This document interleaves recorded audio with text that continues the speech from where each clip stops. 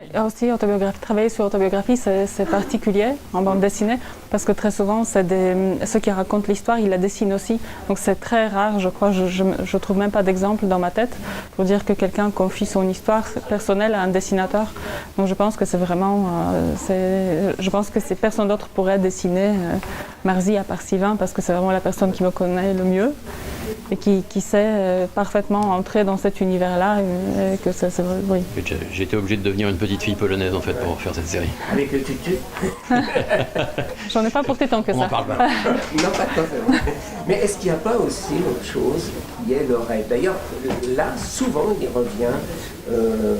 J'écris les histoires dans ma tête, je les rêve dans ma tête.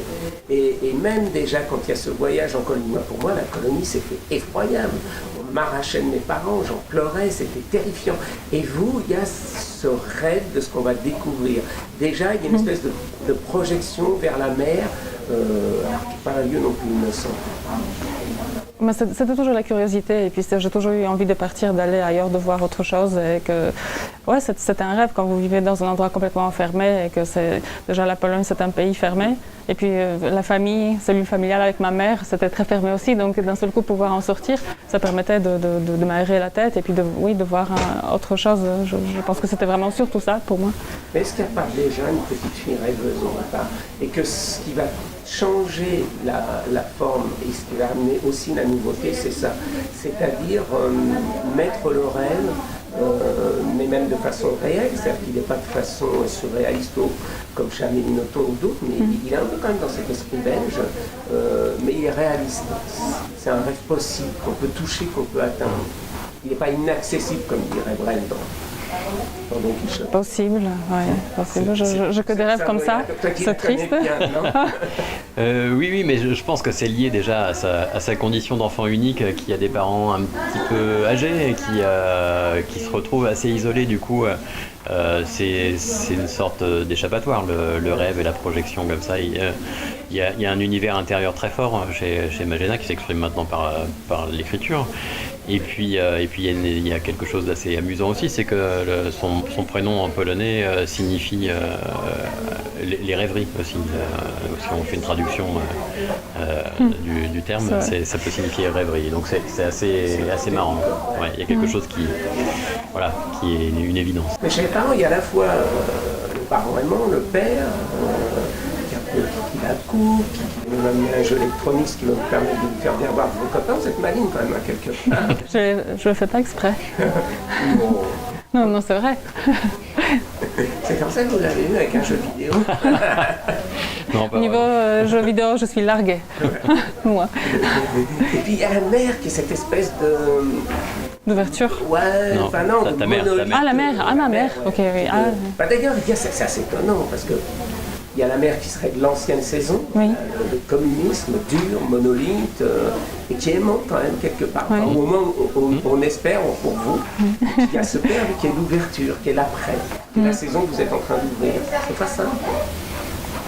Je ne sais pas. Joker, je ne sais pas quoi répondre. Oui, c'est difficile de répondre à cette question. Ouais. Je ne sais pas si on peut le relier aux parents en fait, parce que effectivement, ce besoin de s'échapper, à mon avis, il est lié un peu à ce carcan de la maman qui est le personnage qui est dur parce qu'il se bat pour la famille et qui tient la famille et qui porte beaucoup de responsabilités. Je pense que le père de Marzi est un peu plus rêveur lui aussi, un peu plus poète et qu'il y a plus de connexion entre Marzi et son père qu'entre Marzi et sa mère, mais je ne sais pas si on peut lier ce nouveau cycle à ce rapport familial, en fait, je suis pas sûr. Mais est-ce qu'il n'y en a pas un qui représenterait plus, c'est ça l'idée, la Pologne d'hier, votre mère, qui est cette Pologne qui était communiste, carrée, dure, où fallait pas un petit travers, et votre père qui va représenter celle qui va venir, celle de Lech Walesa, celle qui espère, celle qui rêve, celle qui se projette plus dans l'avenir. Sûrement mon père, oui, surtout qu'il appartenait au mouvement Solidarność, donc lui, il était du côté de ceux qui voulaient des changements. Ma mère aussi, a priori. Mais c'est vrai que le communisme, ça crée C'est bizarre à dire, mais une sorte de sécurité, qu'on était entouré, c'est presque comme, je sais pas, un truc qui nous tenait. Surtout maintenant, quand je parle avec ma mère, je me rends compte que pour elle, si on revenait au communisme, ça serait pas trop mal. Mais je trouve que c'est vraiment une nostalgie très stupide, hein, et qu'elle manque de réflexion, elle oublie ce qu'on a vécu. Mais les séparer comme ça, je sais pas. Peut-être juste à l'échelle. Des personnes, à travers les ouais, personnages. peut-être à une toute petite échelle alors. Mais sinon, non, parce que ma mère, elle voulait aussi le changement, elle voulait qu'on vive mieux. Parce que, ouais, pour quelqu'un de pragmatique, pour les questions de la vie de tous les jours, non, elle voulait absolument le changement, bien sûr. Cet album, c'est un album charnière, complètement. Oui. C'est une introduction à l'adolescence de Marzi.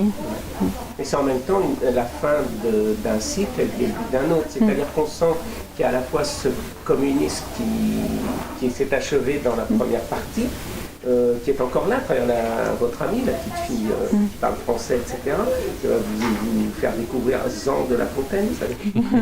Jean. Dites-moi Jean, ça c'est bon. Jean de La Fontaine. C'est beau, moi je trouve ça magnifique. Ah mais écoutez, cette découverte de La Fontaine, nous les fables, hein. Oui, forcément, on n'a pas la même vision. Ça nous paraît beaucoup moins exotique, Jean de La Fontaine. Quand on lit ce passage qui fait 3-4 pages, qui est un des plus beaux, parce que tout est beau dedans. Moi, je suis fan de chez Fan, et c'est magnifique, je trouve, à la fois cette erreur dans le nom, mais en même temps qui dit tant de choses. Et donc il y a ça, et puis il y a en même temps ce qui va arriver plus tard, quoi. Oui, c'est vraiment une charnière, effectivement. On voulait